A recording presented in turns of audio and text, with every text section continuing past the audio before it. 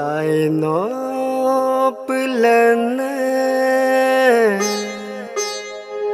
yai no rulene, ngoke ye na matelisim, sedino pilento. Sedino rulento ngoke duna matelisim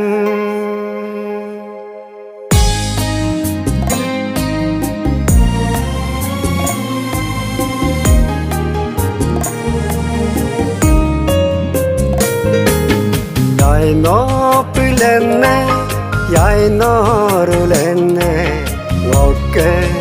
ye na matelisim yai no pilento yai no rulento ngoke duna matelisim yai no pilene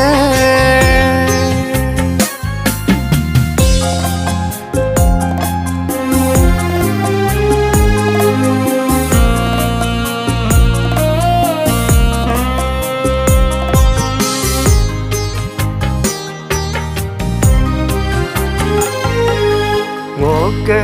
kamu aral yedu anteno adit kol ange kibito ngoke duga dirta kam loteno adit kol mixie bedito ngoke kamu aral yedu anteno adit kol ange kibito ngoke duga dirta kam loteno adit kol mixie bedito idolate kangkin mato tani pamdango idolate mingkin mato oke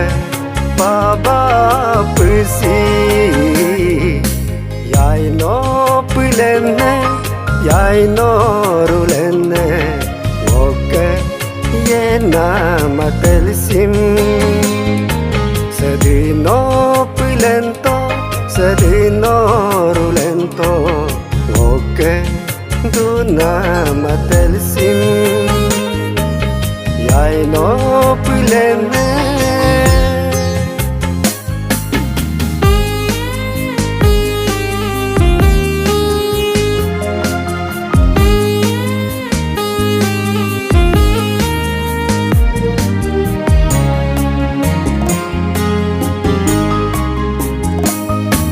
teyonga moloke lo dipe angune pidunga tanie kanke nyima teyonga moloke lo dipe tomte duaku tanie minke nyima teyonga moloke lo dipe tomte duaku tanye kanke nyima teyonga moloke yum dipe tomte duaku tanye minke nyima kama mabirpe bomti kolongo yope kolongol ginyogu kama mangope ngoti kolongo rutung jisume me patu yai no pulenne yai norulenne ngoke yena matelisim sedino pulento sedino rulento ngoke yena matelisim yai no pulenne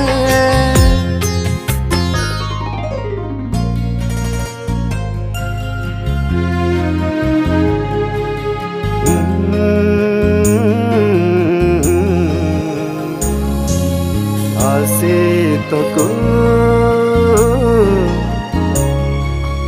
Rutu Jisuno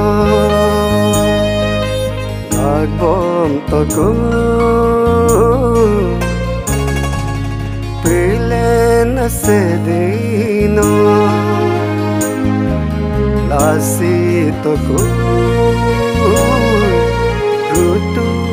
Jisuno Kagbom toku Pilena sedino